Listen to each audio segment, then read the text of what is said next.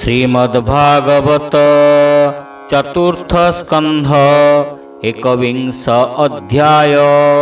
मैत्रेय उवाच एबे हो शुण विष्णु गाथा कहिबा पृथ्व्यज्ञ कथा मिली सकल मुनि जने संतोष पृथ्वी सन्निधाने यज्ञ करण उदयोगे सर्वसंभार आणी बेगे सुप्राची सरस्वती तीर्थे आरंभ कले ब्रह्मावर्ते इंद्रादि सर्वदेवे आसी यज्ञ उत्सव घरे पशी यज्ञ संभार इंद्र देखी न सही मने हेला दुखी से यज्ञे यज्ञपति हरि प्रत्यक्ष हेले दया करी शंकर पद्मजोनि मेले मिली सकल दिगपाले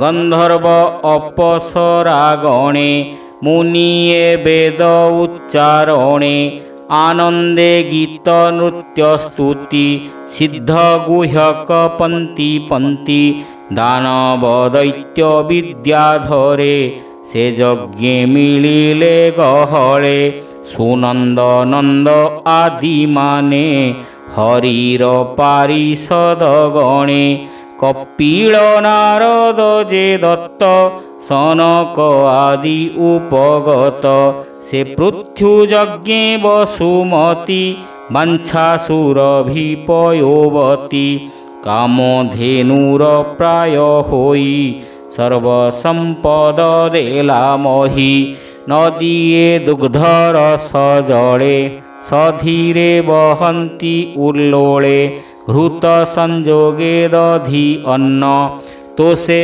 भुंजन्ति सर्वजन सकल वृक्षे मधुपन्ति जीमूत प्राय वरसन्ति समुद्रे नाना रत्ने पुरी गर्जन्ति उल्लोले लहरी पर्वते चतुर्विध अन्न देईरंजिले पृथ्व्युमन लोकपालके लोकतुले सर्वसंभार संभारिले यज्ञ करणे विष्णु अर्थे सर्वसंपादिले समस्ते पृथ्व्युर यज्ञारंभ चाहि वासव मने विचारई ए पृथ्वी शतक्रतु कले लभिब इंद्र पद भले मोर संपद जीवनाश एमंते चिंती छाड़े श्वास यज्ञर उनसत अंते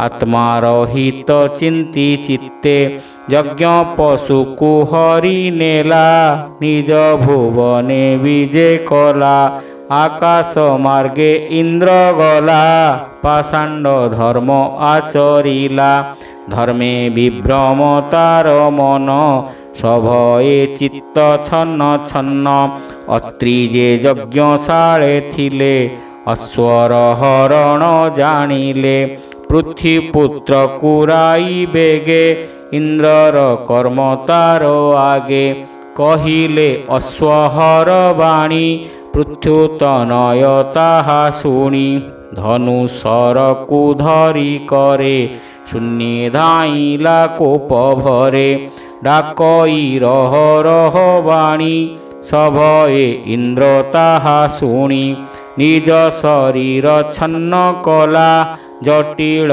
रूप प्रकाशिला ताहार निकटे मिलिला इंद्र विमान को चाहिला भस्म भूषित देह चाहि पृथ्व्युनंदन विचारई जटिल भस्म एहा गात्रे एहा कुमारी विकेमंते एमंत मने विचारिला इंद्र को बाण न छाड़िला तार रहिबा पथ देखी अत्रि यज्ञशाळ उपेक्षी डाकन्ति मार मार बेगे ता शुणी इंद्र शून्य मार्गे भये चाहई दश दिशे स्वभावे केही नाही पासे मने विचारे सचिपति କି ଆଜ ହୋଇଲା ଦୁର୍ଗତି।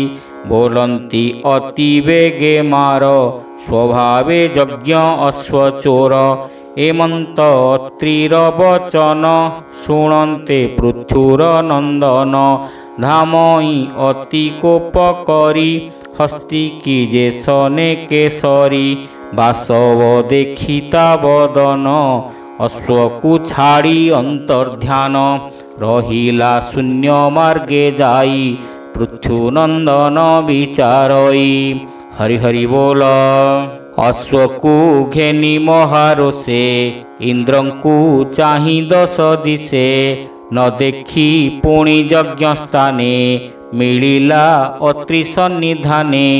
ଅଶ୍ୱର ରଜ୍ଜୁ କରେ ଧରି ଅତ୍ରି ଚରଣେ ନମସ୍କାରୀ।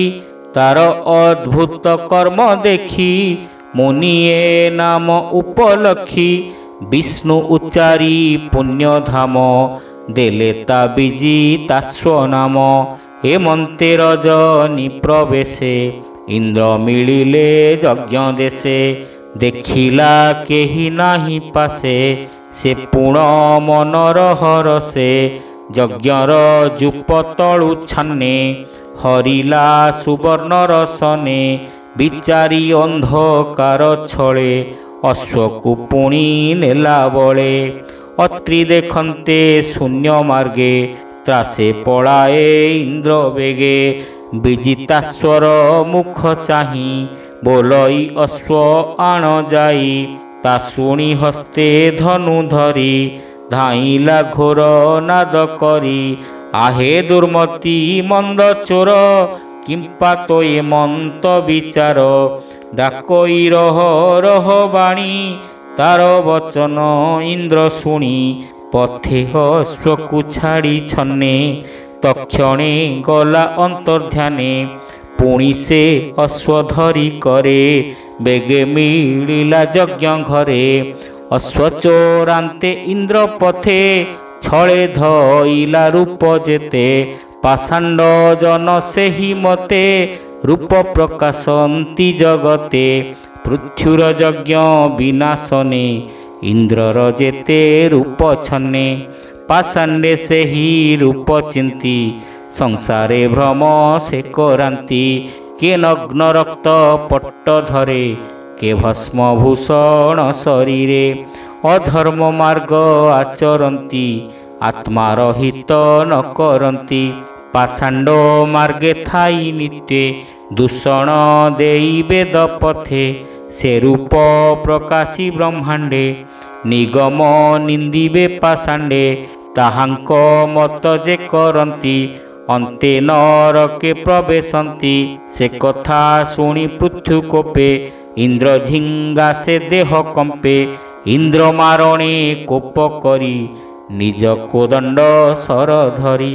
କୋପନ୍ତେ ଅରୁଣ ନୟନ ପ୍ରଚଣ୍ଡ ବିରାଜେ ବଦନ। ପୃଥ୍ୱୀଗମନ ଦେଖି ରଣେ ବେଗେ ମିଳିଲେ ବିପ୍ରଗଣେ। ଇନ୍ଦ୍ର ବିଷୟ କୋପ ବହି ବୋଲନ୍ତି ପୃଥ୍ୱୀ ମୁଖ ଚାହିଁ। ଭୂପୃଥ୍ୱୀ ଶୁଣ ଧର୍ମ କଥା ଆଗମ ନିଗମ ବ୍ୟବସ୍ଥା। ପଶୁର ବିନା ଆନବଧ ଯଜ୍ଞରେ ଅଟଇ ନିଷେଧ। ତୋ ଯଜ୍ଞ କୀର୍ତ୍ତି ନାଶେ ଇନ୍ଦ୍ର ଆମ୍ଭେ ନାସିବୁ ତା ନରେନ୍ଦ୍ର। ମନ୍ତ୍ର ଆହ୍ୱାନ ବଳେ କରି ଅଗ୍ନିକୁ ଆହୁତିରେ ଧରି। ନାସିବୁ ତୋହର ଅହିତ ତୋର ମାରିବା ନୋହେ ଯୁକ୍ତ। ଏମନ୍ତ ପୃଥ୍ୱୀ ଆଗେ କହି ଋତ୍ୱି ଯେ ଅତି କୋପ ବହି। ଶ୍ରୁବକୁ ସର୍ବେ ଧରି ହସ୍ତେ ଅଗ୍ନିରେ ଆହୁତି ଦିଅନ୍ତେ। ବ୍ରହ୍ମା ମିଳିଲେ ତତକ୍ଷଣ ସମସ୍ତ ମୁନି ସନ୍ନିଧାନ। ଇନ୍ଦ୍ରର ହିତ ଚିତ୍ତେ ବହି ବୋଲନ୍ତି ମୁନି ଗଣେ ଚାହିଁ। ଶୁଣ ହେ ସର୍ବ ବିପ୍ରବର ଯାହାକୁ ଯଜ୍ଞେ ତୁମ୍ଭେ ମାର। ଯେ ଦେବ ଯଜ୍ଞ ଭାଗ ଭୁଞ୍ଜେ ସେ ଦେବ ଦେହ ଇନ୍ଦ୍ର ତେଜେ। ଏଣୁ ଇନ୍ଦ୍ରକୁ ଯଜ୍ଞେ ବରି ମନ୍ତ୍ରେ ଅନଳେ ହୋମ କରି। ସୃଷ୍ଟି ପାଳନେ ଏ କାରଣ ଏ ଭାବେ ସଂସାର ଧାରଣ। ପୃଥ୍ୱୀବଦନ ଚାହିଁ ଧୀରେ ବୋଲନ୍ତି ବଚନ ମଧୁରେ। ଏ ଇନ୍ଦ୍ର ନାରାୟଣ ତନୁ ଏହାକୁ ଛାଡ଼ ତୁମ୍ଭେ ମନ୍ୟୁ ଏହାର ଦେହେ ସର୍ବଦେବେ ନିତ୍ୟ ବସନ୍ତି ଯଜ୍ଞ ଭାବେ ଆହୁତି ଯାର ମୁଖେ ଦେଇ ତାହାକୁ କୋପ ନ ଯୋଗାଇ ଏହାକୁ କୋପ ତୁ ନ କର ଯଜ୍ଞ ପୁରୁଷ ଅର୍ଥେ ବର ଏ ଧର୍ମ ପରମ କାରଣ ଅଶେଷ ସୃଷ୍ଟି ଉଦ୍ଧାରଣ ଏ ଯଜ୍ଞେ ଦ୍ରୋହ କର୍ମ କଲା ପାଷାଣ୍ଡ ପଣ ଆଚରିଲା ପାଷାଣ୍ଡ ଉଦ୍ଧରିବା ଅର୍ଥେ ତୋ ଅବତାର ଏ ଜଗତେ ତୁ ସେ ସକଳ ଗୁଣମଣି ଅପୂର୍ବ ନୋହେ କିଛି ପୁଣି ବେଣର ଦେହେ ଯେତେ ଦୋଷ ତୋ ଜନ୍ମ କଲା ତାହା ନାଶ ତୁ ଏବେ ମୋର ବୋଲ କର ପାଷାଣ୍ଡ ପ୍ରାଣୀଙ୍କି ଉଦ୍ଧର ମୈତ୍ରେୟ ଉବାଚ ହେମନ୍ତ ବ୍ରହ୍ମାର ବଚନେ ଇନ୍ଦ୍ରଙ୍କୁ କୋପ ଛାଡ଼ି ମନେ ଯଜ୍ଞର ଅବଭୃତ ସ୍ନାନେ ଦକ୍ଷିଣା ଦେଇ ବିପ୍ରଜନେ ଯଜ୍ଞେ ତୋଷିଲେ ସର୍ବଜନେ ଅନବସନ ଧେନୁଦାନେ ସେ ବିପ୍ରଜନେ ହୋଇ ତୋଷ ମୃତ୍ୟୁକୁ କରନ୍ତି ଆଶିଷ ବ୍ରହ୍ମାହରସ ଚିତ୍ତ ହୋଇ କହନ୍ତି ପୃଥୁ ମୁଖ ଚାହିଁ ତୋର ବଚନେ ସର୍ବଦେବେ ତୋଷ ହୋଇଲେ ଯଜ୍ଞ ଭାବେ ହେମନ୍ତ କହି ପଦ୍ମଜୋନି ସଙ୍ଗେ ସକଳ ବିପ୍ରଘେନି ତକ୍ଷଣେ ଗଲେ ନିଜ ସ୍ଥାନେ ଶୁଣ ବିଦୁର ତୋଷ ମନେ ଏ ପୃଥ୍ୱୀ ଯଜ୍ଞର କାହାଣୀ ନିର୍ମଳ ହୁଏ ନରେ ଶୁଣି ମୈତ୍ରେୟ ମୁନି ତୋଷ ଚିତେ କହନ୍ତି ବିଦୁର ଅଗ୍ରତେ ଶୁଣ ବିଦୁର ସାବଧାନେ ପୃଥୁର ଯଜ୍ଞ ଅବସାନେ ସେ ଯଜ୍ଞପତି ଭଗବାନ ଇନ୍ଦ୍ର ସହିତେ ଆଗମନ ହରସେ ପ୍ରଭୁ ଯଜ୍ଞପତି ପୃଥୁକୁ ଚାହିଣ କହନ୍ତି ଭଗବାନ ବାଚ ଶୁଣ ହୋ ପୃଥୁ ନୃପନାଥ ଇନ୍ଦ୍ର ଯେ କଲା ଯଜ୍ଞେ ଘାତ ସେ ଅପରାଧ ଖଣ୍ଡିବାକୁ ଏବେ ଅଇଲା ତୁମ୍ଭ ଠାକୁ ତୁମ୍ଭେ ଯେ ସାଧୁ ନୃପବର ଏହାର ଦୋଷ କ୍ଷମା କର ଏ ଲୋକେ ସାଧୁ ଯେ ଅଟନ୍ତି ସେ ଦ୍ରୋହ କର୍ମ ନ କରନ୍ତି ସାଧୁଙ୍କ ନାହିଁ ହିଂସା ଭାବ ସମେ ଦେଖନ୍ତି ସର୍ବଜୀବ ଯେଣୁ ଏ ଦେହ ଆତ୍ମା ନୋହେ ତେଣୁ ସେ ନ ପଡ଼ନ୍ତି ଦ୍ରୋହେ ଯେବେ ପୁରୁଷ ତୁମ୍ଭ ପ୍ରାୟ ଦେବ ମାୟାରେ ମୋହ ହୋଏ ବୃଦ୍ଧ ସେବନ ଦୀର୍ଘ କାଳ କେବଳ ଶ୍ରମ ସିନା ତାର ଅବିଦ୍ୟା କାମ୍ୟ କର୍ମ ବସେ ଯେଣୁ ଏ ଦେହ ପରକାଶେ ଏକଥା ଯେ ଜ୍ଞାନୀ ଜାଣନ୍ତି ସେ ମୋହ ଦ୍ୱନ୍ଦ୍ୱେ ନ ପଡ଼ନ୍ତି ଅନିତ୍ୟ ଜାଣନ୍ତି ସେ ଦେହ ତେଣୁ ତହିଁରେ ନାହିଁ ସ୍ନେହ ଗୃହ ଦ୍ରବିଣ ଦ୍ୱାରା ସୁତେ ମମତା କରିବେ କେମନ୍ତେ ଏ ଆତ୍ମା ଦେହ ତହୁଁ ଭିନ୍ନ ଶୁଣ କହିବା ତାର ଚିହ୍ନ ଏକଇ ଆତ୍ମା ସର୍ବଦେହେ ଶୁଦ୍ଧ ଅଶୁଦ୍ଧେ ଭେଦ ନୋହେ ନିର୍ଗୁଣ ହୋଇ ଗୁଣାଶ୍ରୟ ସେ ଆତ୍ମା ସ୍ୱୟଂ ଜ୍ୟୋତିର୍ମୟ ସେ ଏକ ଅଛି ସର୍ବଠାରେ ଆବୃତ ନୋହେ ମାୟା ଦ୍ୱାରେ ତାହାର ନାହିଁ ଆତ୍ମପର ସେ ଥାଇ ପ୍ରକୃତି ରୂପର ଶରୀରୁ ଭିନ୍ନେ ଥାଇ ସେହି ତାକୁ ଦେଖନ୍ତା ନାହିଁ କେହି ଆତ୍ମାକୁ ଏମନ୍ତ ପ୍ରକାରେ ଯେ ପ୍ରାଣୀ ଦେଖନ୍ତି ଶରୀରେ ସେ ଯେବେ ପ୍ରକୃତିରେ ଥାଇ ପ୍ରକୃତି ଗୁଣେ ବଦ୍ଧ ନୋହି ଯେମନ୍ତେ ପ୍ରାଣୀ ମୋତେ ପାଏ ତୁମ୍ଭଙ୍କୁ କହି ସେ ଉପାଏ ଯେ ଜନ ସ୍ୱଧର୍ମେ ନିଷ୍କାମେ ମୋତେ ଭଜଇ ପ୍ରତିଦିନେ ତାମତି ହୁଅଇ ପ୍ରସନ୍ନ ଦୁର୍ଗତି କରଇ ମୋଚନ ମନ ପ୍ରସନ୍ନ ଯାର ହୋଇ ସେ ପ୍ରାଣୀ ଗୁଣ ପ୍ରତ୍ୟେଜଇ ସମତ୍ୱେ ସେ ସର୍ବ ଦେଖଇ ସେ ଜୀବ ଆତ୍ମାକୁ ଜାଣଇ ଭଜଇ ଶାନ୍ତି ଅବସ୍ଥାନ ଲଭଇ କୈବଲ୍ୟ ନିର୍ବାଣ ଏହି ଆତ୍ମାକୁ ଯେଉଁମାନେ ଦେହ ଇନ୍ଦ୍ରିୟ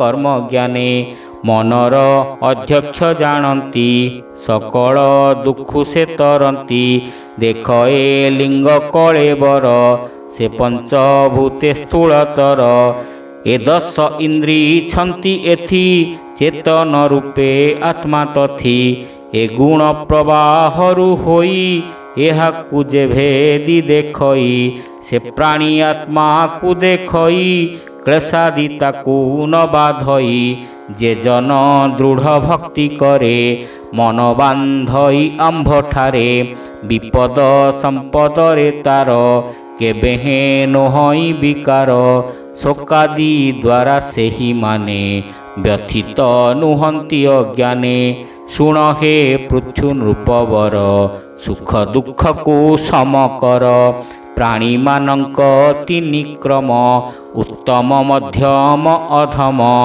ଉତ୍ତମେ ଉତ୍ତମ ଲଭଇ ଅଧମେ ଅଧୋଗତି ପାଇ ମଧ୍ୟମେ ମଧ୍ୟମ ବ୍ୟବହାର ଶୁଣ ହେ ପୃଥୁ ନୃପବର ଏ ଦୁଃଖ ସୁଖ ସମକର ଇନ୍ଦ୍ରିୟମାନଙ୍କୁ ନିବାର ଚିତ୍ତକୁ ନିର୍ମଳ କରିଣ ଇନ୍ଦ୍ରିମାନଙ୍କୁ ତୁହି ଜିଣ ବନ୍ଧୁ ଅମାତ୍ୟ ଆଦି ଯେତେ ମୋହର ଦେବା ଜାଣି ଚିତ୍ତେ ତାହାଙ୍କୁ ସଙ୍ଗତେ ଘେନିଣ ପ୍ରଜାଙ୍କୁ ପାଳ ସ୍ୱଧର୍ମେଣ ଅଖିଳ ଲୋକ ରକ୍ଷା କର ମଙ୍ଗଳ ହୋଇବ ତୁମ୍ଭର ପ୍ରଜା ପାଳନ ରାଜା ଧର୍ମ ପ୍ରଜା କରେ ଯେ ଶୁଭ କର୍ମ ପରଲୋକରେ ଷଷ୍ଠ ଅଂଶ ନୃପତି ଲଭଇ ଅବଶ୍ୟ ଯେ ରାଜା ପ୍ରଜାଙ୍କୁ ନ ପାଳେ ଅଧର୍ମେ କରନିଏ ବଳେ ସେ ରାଜା ନରକ ଭୁଞ୍ଜଇ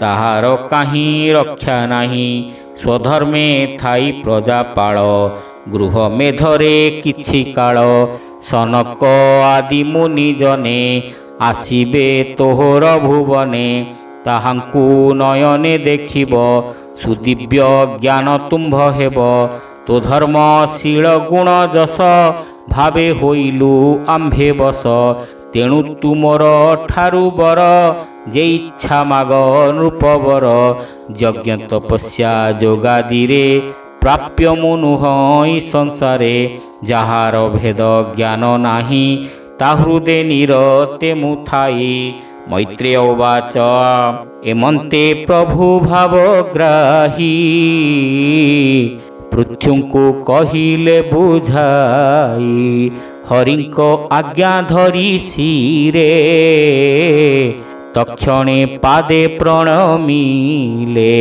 ହେମନ୍ତ କାଳେ ଦେବରାଜ ଆପଣା କର୍ମେ ପାଇଲା ଯ ପୃଥ୍ୱୀଙ୍କ ଚରଣେ ପଡ଼ିଲେ ଅପରାଧ କଲୁଇଁ ବୋଇଲେ ପୃଥୁ ଯେ ତହୁଁ ଆଲିଙ୍ଗନ କରି ତୋଷିଲେ ଇନ୍ଦ୍ର ମନ ଏ ଅନ୍ତେ ପ୍ରଭୁ ଭଗବାନ ଗଗନେ କଲେ କଉଦ୍ୟମ ପୃଥୁ ଯେତେକ ପୂଜା କଲେ ହରିତା ଆନନ୍ଦେ ଘେନିଲେ ସେ ରାଜା ପଡ଼ି ହରି ପାଦେ ପ୍ରଣାମ କରି ଆନନ୍ଦେ ଆନନ୍ଦ ସାଗରେ ବୁଡ଼ିଲା ପୁଲକ ସର୍ବାଙ୍ଗେ ବହିଲା ବେନି ନୟନୁ ଅଶ୍ରୁ ଝରେ ପ୍ରଭୁଙ୍କୁ ହୃଦ ପଦ୍ମେ ଧରେ କର ଅଞ୍ଜଳି ଶିରେ ଦେଇ କହଇ ବିଷ୍ଣୁ ମୁଖ ଚାହିଁ ପୃଥ୍ୱୀବାଚ ହେ ପ୍ରଭୁ ବରଦ ଈଶ୍ୱର ପଣ୍ଡିତେ ନ ମାଗିବେ ବର ଯେ ବ୍ୟକ୍ତି ଜ୍ଞାନୀ ହୋଇଥିବ ଭୋଗ ବିଳାସ ନ ମାଗିବ ଆଜ୍ଞା ଯେ ଦେଲେ ବର ଘେନ ବରେ ମୋ ନାହିଁ ପ୍ରୟୋଜନ ବର ଘେନନ୍ତି ଭୋଗ ପାଇଁ ସେ ଭୋଗ ନରକେ କି ନାହିଁ କୈବଲ୍ୟନାଥ ତୋତେ ପାଇ କେ ଭୋଗ ବାଞ୍ଛା ଜ୍ଞାନୀ ହୋଇ ଅପରେ ମୋକ୍ଷ ଧର୍ମ ସାର ତହିଁରେ ବାଞ୍ଛା ନାହିଁ ମୋର ତୋ ପାଦ ପଦ୍ମ ମକରନ୍ଦ ଅତି ହିଁ ରସାଳ ସୁଗନ୍ଧ ତୁମ୍ଭର ଗୁଣ ଭକ୍ତମାନେ ସ୍ମରନ୍ତି ନିତ୍ୟ ରାତ୍ରି ଦିନେ ତୁମ୍ଭର ଗୁଣ କୀର୍ତ୍ତିମାନ ନିରତେ ଥାଉ ମୋର କର୍ଣ୍ଣ ସେ ଯଶ ଶ୍ରବଣେ ମୋ ଇଚ୍ଛା ଅୟୁତେ କର୍ଣ୍ଣ ଦିଅ ବାଞ୍ଛା ଏ ଦୁଇ କର୍ଣ୍ଣେ ଶୁଣି ମୋର ସନ୍ତୋଷ ନୋହେ ଚକ୍ରଧର ତୋ ପାଦ ପଦ୍ମ ସୁଧା ଯଶ ସାଧୁଙ୍କ ବଦନୁ ପ୍ରକାଶ କୁଯୋଗୀ ଜନେ ଦିଏ ଜ୍ଞାନ ଆନେ ମୋ ନାହିଁ ପ୍ରୟୋଜନ ନିଖିଳ ପୁରୁଷ ଉତ୍ତମ ତୋ ଗୁଣାଳୟ ତୋ ଚରଣ ସେ ଲକ୍ଷ୍ମୀର ପରାଏ ତା ସଙ୍ଗେ କଳିନି କି ହୋଏ ଜଗତ ଜନନୀ ସମେତେ ବାଦ ହେଲେ ହେଁ ଅବିରତେ ତଥାପି ସେ ବାନତେ ଯିବି ଅବଶ୍ୟ ସେ ପାଦ ଭଜିବି ଦିନ ବତ୍ସଳ ତୋର ବାନା ଭକ୍ତରେ ତୋହର କରୁଣା ଏଣୁ ଭଜନ୍ତି ଏକ ଭାବେ ନିଷ୍କାମ ଭାବରେ ସାଧବେ ହରି ହରି ବୋଲ ଅନ୍ୟତ୍ର ଫଳ ନ ବାଞ୍ଛନ୍ତି ଆନନ୍ଦେ ତୋ ପାଦେ ଭଜନ୍ତି ଭଜିଲା ଲୋକ ଠାରେ ଯାହା ବର ମାଗ ତୁ ବୋଲୁ ଯାହା ଭୋନାଥ ତୋହର ଏ ବାଣୀ ଜାଣିଲି ଏ ବିଶ୍ୱମୋହିନୀ ଫଳ ଆଶାରେ ଲୋଭୀ ହୋଇ ମାୟା ମୋହରେ ଭ୍ରମୁଥାଇ ତାଙ୍କୁ ନ ଦେବ ଭୋଗ କିଛି ଯେବେ ଭକତେ ଦୟା ଅଛି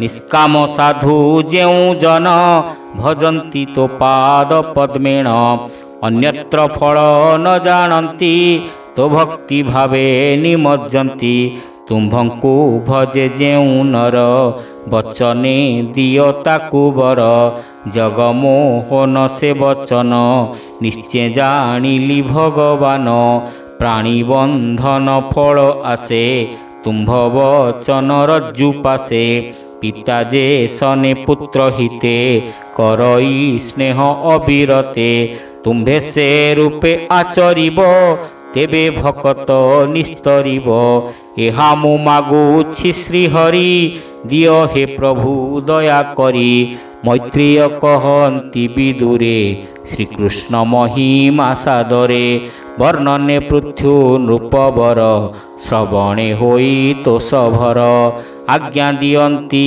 ଭଗବାନ ଶୁଣିମା ହେ ଆଦିରାଜନ ତୋସ୍ତବେ ସନ୍ତୋଷ ହୋଇଣ ଆଜ୍ଞା ଦେଉଛୁ ପୁଣ ପୁଣ ହେ ରାଜା ତୋର ଭକ୍ତି ଭାବ ମୋ ପାଦେ ସର୍ବଦା ହୋଇବ ମୋର ବିଷୟ ତୋର ବୁଦ୍ଧି ଭକତି ଯୋଗେ ସେ ପ୍ରସିଦ୍ଧି ଏଣୁ ଦୁସ୍ତର ମୋର ମାୟା ତୋତେ ନ ଲାଗୁ ପୁଣ୍ୟ ଦେହା। ଏମନ୍ତ ବୋଲି ନାରାୟଣ ବହୁତ ସନ୍ତୋଷ ହୋଇଣ। ପୃଥ୍ୱୀରାଜାର ଯେତେ ବାଣୀ ମନେ ଧଇଲେ ଚକ୍ରପାଣି। ତାର ପୂଜନେ ତୋଷ ହୋଇ ତାଠାରେ ଅନୁଗ୍ରହ ବହି। ଦେବ ଋଷି ପିତୃଗନ୍ଧର୍ବ ସିଦ୍ଧଚାରଣ ଯେ ପନ୍ନଗ। କିନ୍ନର ଅପସରାମର୍ତ୍ୟ ଖଗାଦି ଏ ଜୀବ ଲୋକନ୍ତ। ରାଜଶ୍ରୀ ପୃଥ୍ୱୀ ଆନେ ଯେତେ ଯେ ଉପାଧ୍ୟାୟ ଯଜ୍ଞ ଗତେ। ଯେ ସର୍ବେ ବିଷ୍ଣୁ ସଙ୍ଗେ ଥିଲେ ସନ୍ତୋଷେ ବିଷ୍ଣୁ ପୂଜା କଲେ। ହରିଲେ ତାହାଙ୍କର ମନ ବୈକୁଣ୍ଠେ ବିଜେ ଭଗବାନ। ଗରୁଡ଼ ପୃଷ୍ଠେ ବିଜେ କଲେ ସମସ୍ତ ଦେବେ ଦେଖୁଥିଲେ। ଅଦୃଶ୍ୟ ହେଲେ ଭଗବାନ ପୁଣି ନ ମିଲେ ଦେବଗଣ। ଇନ୍ଦ୍ରାଦି ସର୍ବଦେବଗଣ ଆବର ଋଷି ପତ୍ନୀମାନ। ପୃଥ୍ୱୀକୁ ଆଲିଙ୍ଗନ କରି ଗଲେ ସେ ଯେ ଯାହାର ପୁରୀ। ସେ ପୃଥ୍ୱୀ ତାଙ୍କୁ ନମସ୍କାର କରିଣ ଗଲେ ନିଜପୁର। ଏ ବିଷ୍ଣୁ ପୃଥ୍ୱୀର ସମ୍ବାଦ ଶୁଣନ୍ତେ ନ ଲାଗେ ପ୍ରମାଦ। ସୁଜନ ଜନେ ଶୁଣ ଏହା ଯେବେ ତରିବ ବିଷ୍ଣୁ ମାୟା।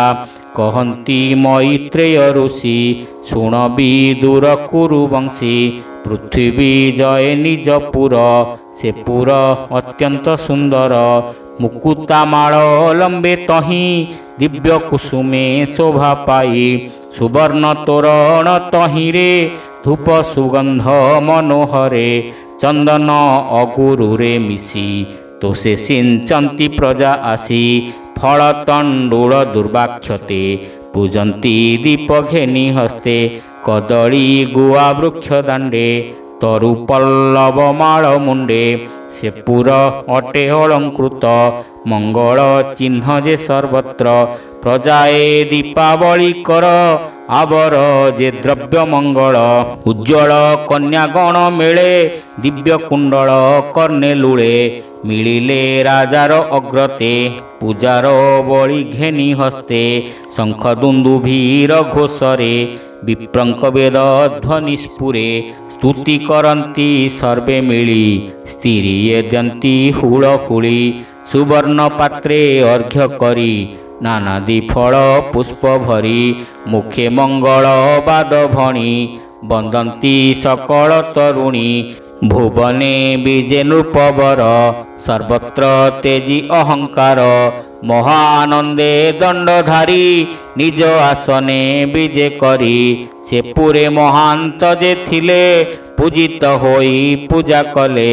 ସେ ପୃଥ୍ୱୀ ଏ ରୂପେ ନାନାଦି କୁଶଳ କର୍ମକୁ ସମ୍ପାଦି। ଅବନୀ ମଣ୍ଡଳ ପାଳନ କରି ନିର୍ମଳ ଯଶ ପୁଣ। ପ୍ରଜାଙ୍କୁ ବହୁ ସୁଖ ଦେଲେ ଅନ୍ତେ ସେ ବୈକୁଣ୍ଠ ଲଭିଲେ।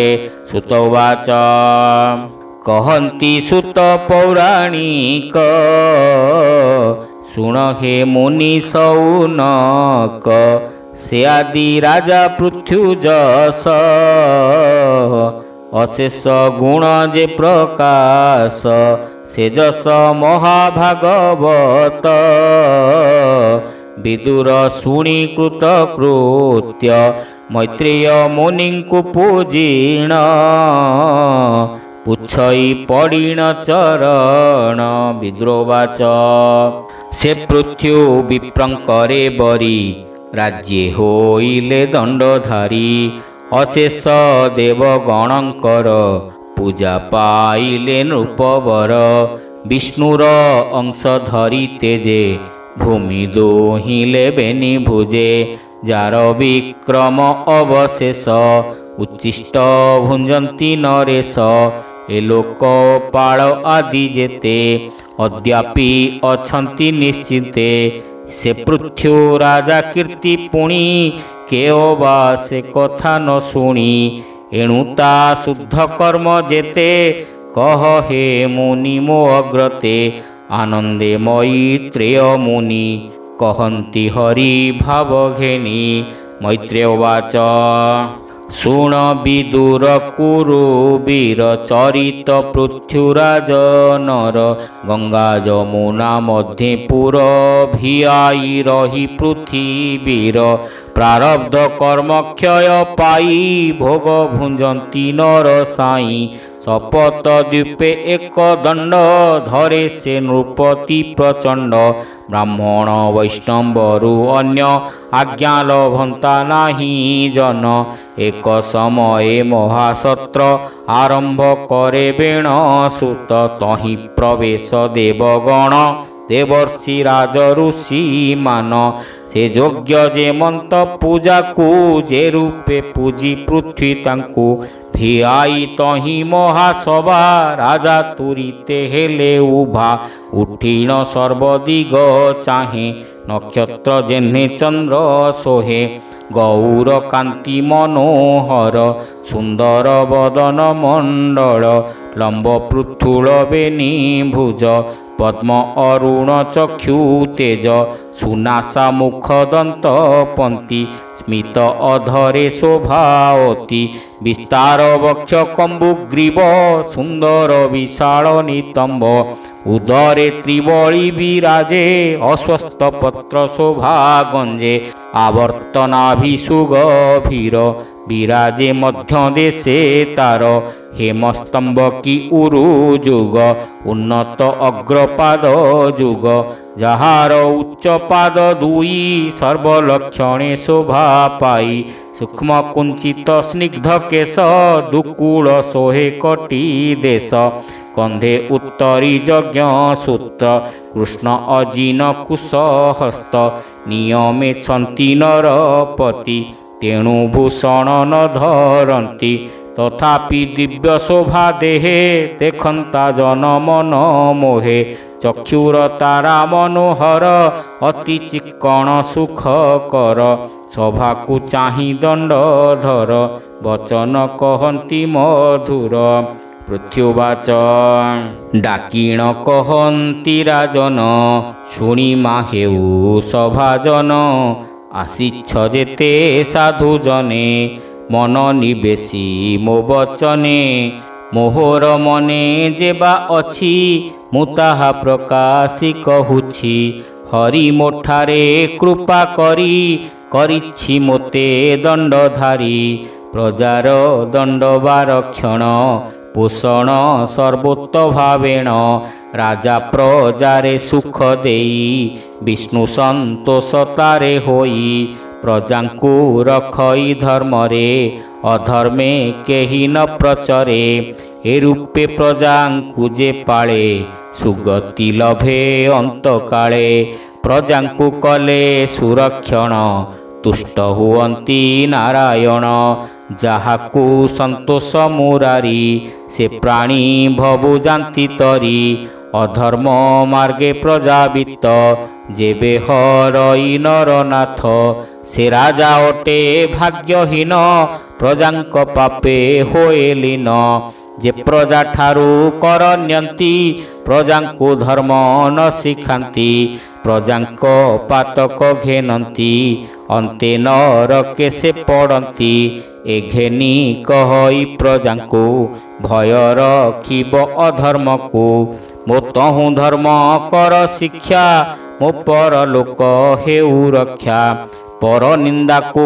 ପରିହରି ହରିଙ୍କି ଭଜ ଦୃଢ଼ କରି ମୋଠାରେ ଅନୁଗ୍ରହ ଯେବେ ହରିଙ୍କି ସେବା କର ତେବେ ହେ ଦେବ ପିତୃ ଋଷି ଗଣେ ଯେତେ ଆସିଛ ସଭାସ୍ଥାନେ ସକଳେ ଅନୁମତି କର ପ୍ରଜାଙ୍କୁ ଶିକ୍ଷା ଦିଅ ମୋର ବୋଲିବ ଅବା କିମ୍ପା କର୍ମ କରିବୁ ହରି ସମର୍ପଣ ଶୁଣ ଏଥକୁ ମୋର ଗିର ହେ ମାନ୍ୟ ଜନେ ହୋଇ ସ୍ଥିର ବେଦ ଆଜ୍ଞାରେ କର୍ମ କରି ଦିଅନ୍ତି ତାର ଫଳ ହରି ପରମେଶ୍ୱର ଯଜ୍ଞପତି ଉତ୍ତମ ଜନଙ୍କ ସମ୍ପତ୍ତି ଅଛଇ ଇହ ପରେ ଜାଣ ବିଚିତ୍ର ଭୋଗ ସ୍ଥାନ ମାନ ନଥିଲେ ଫଳଦାତା ଏକ କି ରୂପେ ପାଇବ ତା ଲୋକ ବୋଲିବ ଅବା ଏଥି ପୁଣ ବିଚିତ୍ର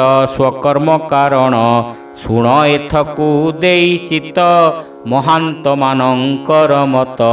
ଯେ ସ୍ୱୟଂଭୁବ ମନୁବର ଉତ୍ତାନ ପାଦ ଧ୍ରୁବ ଆର। ଯେ ରାଜ ଋଷି ପ୍ରିୟବ୍ରତ ଅଙ୍ଗ ନୃପତି ପିତୃତାତ। ବ୍ରହ୍ମା ଶଙ୍କର ଆଦି ଯେତେ ପ୍ରହ୍ଲାଦ ବଳି ସର୍ବମତେ। ଶ୍ରୀ ଗଦାଧର କର୍ମଫଳ ଦେବାକୁ ସମର୍ଥ କେବଳ। ତ୍ରିବର୍ଗ ସ୍ୱର୍ଗ ଅପବର୍ଗ ଯେ ସାଧ୍ୟ ଅଛି ଭୋଗାଭୋଗ୍ୟ। ସେ ପ୍ରଭୁ ପରମ ଈଶ୍ୱର ଦିଅନ୍ତି ସର୍ବକର୍ମଫଳ। ମୃତ୍ୟୁଙ୍କ ନାତି ଆମ୍ଭତାତ ଧର୍ମ ବିଚାରେ ବିମୋହିତ। ସେପରି ଯେବା ଅଭାଗୀନ ମାନନ୍ତି ନାହିଁ ଭଗବାନ। ହରିଚରଣ ପଦ୍ମଜାତ ସରିତ ପରାଏ ସାକ୍ଷାତ। ତାର ଚରଣ ସେବା ରୁଚି ସକଳ ଜୀବେ କରେ ସୂଚି। ଦିନକୁ ଦିନ ବୃଦ୍ଧି ପାଏ ମନର ମଳ ନାଶ ଯାଏ। ମନର ମଳ ନାଶ ଗଲେ ବୈରାଗ୍ୟ ବିଜ୍ଞାନର ବଳେ। ଲଭି ଶ୍ରୀହରି ପାଦମୂଳ ନ ପାଏ ପୁଣ ଏ ସଂସାର। ହରି ହରି ବୋଲ। ଏ ଘେନି ସର୍ବେ ହରି ଭଜ ବିଷୟ ବାସନା ପ୍ରତେଜ।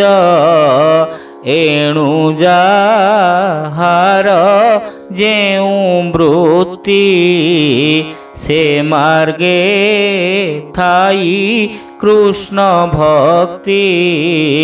କାର୍ଯ୍ୟକ୍ରମ ମନ ବଚନ ନିଷ୍କପଟରେ ହୋଇଲିନ। ପାଦ ପଦ୍ମରେ କରି ଧ୍ୟାନ ସନ୍ତୋଷ ଲଭେ ଭଗବାନ।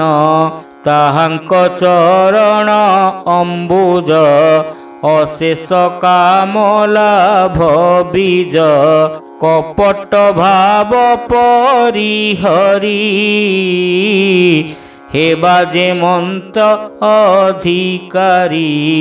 ଆପଣା ବର୍ଣ୍ଣାଶ୍ରମ ମତେ ହରିଙ୍କି ଭଜ ଅବିରତେ। ଏ ଯେ ଈଶ୍ୱର ଭଗବାନ ବିଶେଷ ବିଜ୍ଞାନରେ ଘନ। ଗୁଣ ବିହୀନ ସେ ହୁଜେବେ ତଥାପି ନାନା ରୂପ ଲଭେ। ନାନା ବିଶେଷଣ ସେ ହୋଇ ଯଜ୍ଞ ପୁରୁଷ ସେ ଅଟଇ। ନାନା ପ୍ରକାରେ ଦ୍ରବ୍ୟ ଗୁଣ କର୍ମତନ୍ତ୍ରେ ଜାତ ହୋଇଣ। ଶୁଣ ହେ ସର୍ବସଭାଜନ ଯଜ୍ଞ ପୁରୁଷ ବିଷ୍ଣୁ ଜାଣ। ଯେ ହୋମ ଦ୍ରବ୍ୟ କ୍ରିୟା ଗୁଣ ଅବଘାତାଦି ମନ୍ତ୍ର ପୁଣ। ଅଙ୍ଗ ସାଧ୍ୟ ଯେ ଉପକାର ସଂକଳ୍ପ ପଦାର୍ଥର ସାର। ହରି ହରି ବୋଲ। ଜ୍ୟୋତିଷ୍ଠୋମାଦି ନାମ ଧରି ପ୍ରକାଶେ ଯଜ୍ଞ ରୂପେ ହରି। ଯଜ୍ଞରେ ଯେବା ଫଳ ହୋଏ ସେ ଫଳ ତହୁଁ ଭିନ୍ନ ନୋହେ। ଯେ ଦେହେ ଚେତନା ରୂପରେ ଅଛନ୍ତି ସକଳ ଶରୀରେ। ଯେହ୍ନେ ଅନଳ ସମିଧରେ ଏକ ସେ ନାନା ରୂପ ଧରେ। ସେ ରୂପେ ହରି ଦେହେ ଥାନ୍ତି କର୍ମର ଫଳ ସେ ଭୁଞ୍ଜନ୍ତି। ସେ ହରି ସର୍ବଗୁରୁ ପର ସର୍ବଦେବତା ଅଧୀଶ୍ୱର। ଯେ ପ୍ରାଣୀ ସେ ପାଦେ ଭଜିଲା ସେ ମୋତେ ଅନୁଗ୍ରହ କଲା। ମୋର ସମ୍ବନ୍ଧୀ ଯେତେ ଜନ ହରିରେ କର ଆରାଧନ। ଯେ ଦୃଢ଼ ଭକ୍ତିରେ ପୂଜିବ ମୋତେ ବହୁତ ସୁଖ ଦେବ। ରାଜା କୂଳରେ ଯେତେ ଜନ ତେଜ ବଳରେ ବଳିୟାନ। ବ୍ରାହ୍ମଣ ବୈଷ୍ଣବ କୂଳରେ ଦ୍ୱେଷ ନ କରିବ ମନରେ। କ୍ଷମା ତପସ୍ୟା ବିଦ୍ୟା ବଳେ ଉଜ୍ଜ୍ୱଳ ଯେଉଁ ଦ୍ୱିଜ କୂଳେ। ଅପରେ ମହାସାଧୁ ଧୀର ବିଷ୍ଣୁଟି ଦେବତା ଯାହାର। ସେ କୂଳେ ପ୍ରଭୁ ପଣ କଲେ ପ୍ରମାଦ ପଡ଼ ଇଟି ଭଲେ। ଯେ ବ୍ରାହ୍ମଣ ବୈଷ୍ଣବ ପାଦେ ସେବା କରିଣ ଅପ୍ରମାଦେ। ବିଷ୍ଣୁ ଲଭିଲେ ମହାଲକ୍ଷ୍ମୀ ସେ ଯଶ ସଂସାରେ ରହିଛି। ବ୍ରାହ୍ମଣ ପାଦେ ସେବା କଲେ ବିଷ୍ଣୁ ସନ୍ତୋଷ ହେବେ ଭଲେ। ଏଣୁ ସକଳ ପ୍ରାଣୀମାନେ ମାନ୍ୟ କରିବ ବିପ୍ରଜନେ। ହରିଭୁଜାଦି ଦେବମାନେ ତାହାଙ୍କ ମୁଖ ବିପ୍ରଜନେ। ଏଣୁ ବିପ୍ରଙ୍କୁ ସେବା କଲେ ଅଶ୍ରମେ ମୋକ୍ଷ ଲଭେ ଭଲେ। ବ୍ରାହ୍ମଣ ଦେବଙ୍କର ମୁଖ ତାଙ୍କ ଭୋଜନେ ଯେଉଁ ସୁଖ। ସେ ସୁଖ ହରି ଆସ୍ୱାଦନ୍ତି ଯଜ୍ଞେ ସେ ସୁଖ ନ ପାବନ୍ତି। ଏଣୁ ବିପ୍ରଙ୍କୁ ଭୁଞ୍ଜାଇଲେ ସକଳ ଯଜ୍ଞ ଫଳ ମିଳେ। ଚେତନା ରହିତ ଅନଳେ ଆହୁତି ମନ୍ତ୍ର ଭାବେ ଦେଲେ। ହରିତା କଲେ ହେଁ ଭୋଜନ ସୁଖ ନ ଲଭନ୍ତି ତେସନ। ଏଣୁ ଅଗ୍ନିରୁ ଦ୍ୱିଜ ଶ୍ରେଷ୍ଠ ଯେଣୁ ସେ ବେଦ ତତ୍ତ୍ୱେ ନିଷ୍ଠ। ବ୍ରାହ୍ମଣ ମୁଖେ ଯେବେ ଦେଇ ଇନ୍ଦ୍ରାଦି ଦେବ ନାମ ବହି। ବିଷ୍ଣୁ ପ୍ରୀତିରେ ଦେବ ଯେତେ ବିଷ୍ଣୁତା ପାଇବେ ସାକ୍ଷାତେ। ଯେବେ ଦେ ଦର୍ପଣ ପରାଏ ସକଳ ଧର୍ମ ଦୃଶ୍ୟ ହୋଏ। ଶ୍ରଦ୍ଧା ତପସ୍ୟା ଶୁଦ୍ଧାଚାର ମୌନ ସଂଯମ ପ୍ରକାର। ସମ୍ପାଦି ଯେଉଁ ଦ୍ୱିଜମାନେ ଧରନ୍ତି ତାକୁ ହରି ଧ୍ୟାନି। ବେଦାର୍ଥ କରନ୍ତି ବିଚାର ଯେ ବେଦ ହେତୁ ଏ ସଂସାର। ବ୍ରାହ୍ମଣ ପାଦ ଧୂଳି ଶିରେ ଧୈରିଣ ଥାନ୍ତି ତତପରେ। ଯେ ପ୍ରାଣୀ ନିତ୍ୟ ଏହା ବହେ ପାପ ନ ରହେ ତାର ଦେହେ। ତାର କଳୁଷ ବେଗେ ନାଶେ ସକଳ ଗୁଣ ତାର ପାଶେ। ଏଣୁ ବିପ୍ରଙ୍କ ପାଦର ଯେ କିରୀଟ ଅଗ୍ର ମୋର ରାଜେ। ଯେ ଜନ ଗୋବି ପ୍ରଭଜଇ ତା ପଛେ ସର୍ବଗୁଣ ଥାଇ। ବିଷ୍ଣୁ ଯେ ତାହାରେ ସନ୍ତୋଷ ଅଧିକ କିବା ଗୁଣ ଯଶ। ଗୋବିପ୍ର ବିଷ୍ଣୁଙ୍କ କିଙ୍କରେ ପ୍ରସନ୍ନ ହନ୍ତୁ ମୋର ଠାରେ। ମୈତ୍ରେୟ ବାଚ ହେମନ୍ତ କହୁ ପୃଥ୍ୱୀରାଏ। ପିତୃଦେବ ଦ୍ୱିଜ ସମୂହେ ସକଳେ କଲେ ସାଧୁ ବାଣୀ। ସେ ସଭା ମଧ୍ୟେ ଯେତେ ପ୍ରାଣୀ କହନ୍ତି ପୃଥୁଙ୍କ ଅଗ୍ରତେ। ତୁମ୍ଭେ ହେ ଧନ୍ୟ ଧର୍ମ ମତେ ସୁପୁତ୍ରେ ପୁଣ୍ୟ ଲୋକ ପାଇ। ଏ ବାକ୍ୟ ସତ୍ୟ ଶ୍ରୁତି କହି ବ୍ରାହ୍ମଣ ସାପ ଦଣ୍ଡଗ୍ରସ୍ତ। ମଲେ ଯେ ବେଣ ତୁମ୍ଭ ତାତ ସେ ମହାପାପୀ ହୋଇଥିଲେ। ତୁମ୍ଭ ସକାଶୁ ନିସ୍ତରିଲେ ହିରଣ୍ୟକଶିପୁ ଯେ ଥିଲା। ସେ ବିଷ୍ଣୁ ନିନ୍ଦାରେ ବଢ଼ିଲା ପ୍ରହ୍ଲାଦ ତାର ସୁତ ହୋଇ। ନରକ ମାର୍ଗୁ ଉଦ୍ଧରଇ ତୁ ଏବେ ଚକ୍ରବର୍ତ୍ତୀ ପଣେ। ଏ ମହିପାଳ ଶୁଭ କ୍ଷଣେ ବହୁ ବତ୍ସର ତୁମ୍ଭ ଆୟୁ। ନିରୁଜ ହୋଇ ତନୁ ରହୁ ଗୁଣେ ଅଖଣ୍ଡ ଭୋଗ ଭୁଞ୍ଜ। ଭକ୍ତିରେ ହରି ପାଦେ ଭଜ ବ୍ରାହ୍ମଣ୍ୟ ଦେବ ହରି କଥା।